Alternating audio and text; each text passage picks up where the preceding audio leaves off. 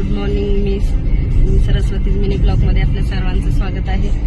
तुम्ही बघू शकता हा माझा भाचा आहे. हे ब्लॉग करण्याचं खूप मोठं कारण आहे की मी आणि माझा भाऊ लहान असताना आमचे वडील वारलेले. त्या अतिशय नाजूक परिस्थितीतून आम्ही आलेले आहेत आणि माझ्या भावाचं लग्न झालं, माझं लग्न झालं, परत पेन्शनवर, आणि माझ्या भावाला नोकरी लागली माझ्या मम्माच्या पेन्शनवर आणि माझ्या भावाच्या पगारीवर. माझ्या भावाला 3 मुलाचं शिक्षण, घर, संसार, प्रपंच सांभाळत माझ्या आईने हे असा सुंदर नातू घडवला की जेणेकरून आज अतिशय गुणी आणि शांत स्वभावाचा माझा हा भाचा आहे.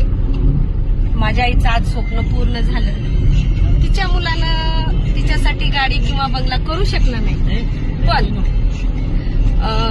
लोक म्हणतात ना की पुत्र जन्मावायचा त्याचा त्रिलोकी झेंडा, त्याचं हे जिवंत उदाहरण आहे बरं का. हा माझा भाचा निर्वेशनी, अतिशय सुंदर. जसं तनानी, मनानी आणि देहानी सुंदर आहे, तसंच तो मनानी सुद्धा फार सुंदर आहे. प्रत्येकाची केअर करतो तो.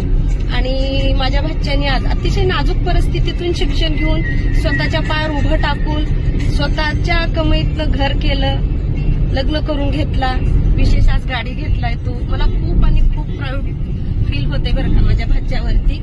आणि त्यानं आज पहिल्यांदा गाडीमध्ये मला बसवून लॉंग टूर साठी म्हणजे तुळजापूरला घेऊन जातोय तो देवीला.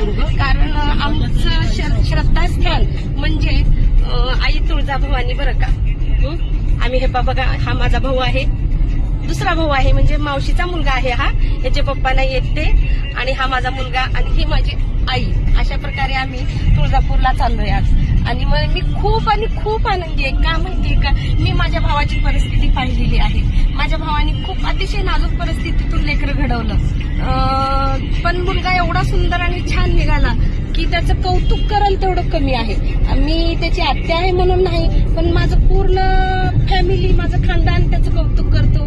कारण तो आहेच तसा गुणवान, स्वभावाने पण आणि दिसायला पण फार सुंदर आहे बरं का.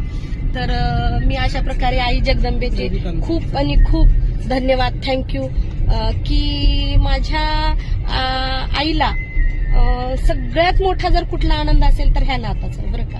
माझी आई खूप खूप आनंदी आहे आज. माझ्या आईचे सगळे स्वप्न पूर्ण झाले. जे तिचे स्वप्न होते, तिचे माझे पप्पा खूप मोठे अधिकारी होते, पण आमचं दुर्भाग्य म्हणायचं की आमच्या लहानपणी आमचे वडील वारलेले. तेव्हापासून आजपर्यंत माझ्या आईने